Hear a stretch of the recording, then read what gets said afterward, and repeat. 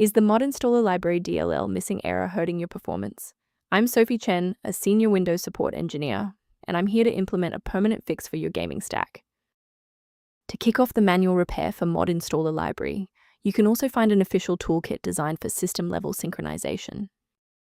This is the Modinstaller Library, a generic naming convention used by several non-standard mod managers and game Repack tools to store localized UI logic and script injection routines. Because it interacts with other processes, it is frequently quarantined by Windows security. Its absence results in the mod launcher failing to initialize. With that background out of the way, here is how we actually restore the missing component. Unlike Windows core files, Modinstaller Library DLL belongs to the specialized localized setup orchestration environment, and you must reinstall the software that is failing to load to rebuild the internal library links and stop the error. If the application still won't initialize, we need to shift our focus to how the Windows loader is interacting with the library.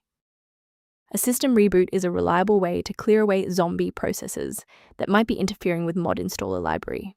It's a low-impact step that ensures your operating system is starting with a synchronized environment. Before you restart, please bookmark this video or click the like button so that it's waiting for you in your library for the next step. Following the restart, if the diagnostic status remains unchanged, please execute the commands in step 3. If you need to pause the video to review the syntax, please do. Rebooting didn't reconnect the runtime links, so let's go into the control panel and refresh the library files.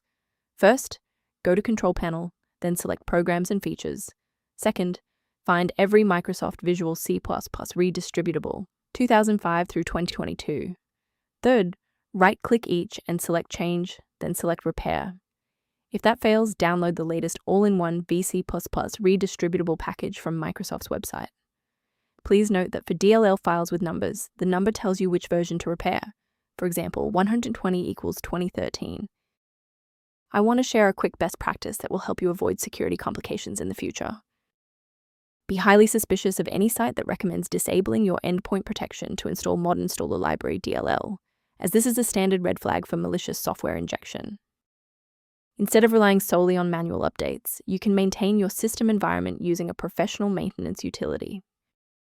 For structured configuration management, the optimization software referenced below includes Modinstaller Library-related documentation.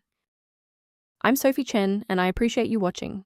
If this guide saved Modinstaller Library workflow, please subscribe for more professional troubleshooting and tech advice.